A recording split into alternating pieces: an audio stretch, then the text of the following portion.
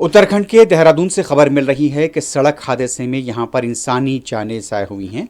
ये इत्तलात मिल रही हैं कि यहां पर हादसे में अब तक 6 लोगों की मौत होने की तस्दीक की गई है। बताया जा रहा है कि गुज़िश्ता रात यह हादसा पेश आया और एक की हालत अभी भी नाजुक बताई जा रही, जिसे हॉस्पिटल मुंतकिल कर दिया गया है। देहरादून के सिटी एसपी प्रमोद कुमार की तरफ से बताया गया है कि यहाँ पर ONGC इंटरसेक्शन के पास दरमियानी शब 2 बजे ये हादसा पेश आया। बताया गया है कि यहाँ पर कंटेनर जहाँ पर एक इनोवा कार से टकरा गई, जिसके बाद यहाँ पर यह हादसा हुआ है। कंटेनर के ड्राइवर को गिरफ्तार कर लिया गया है।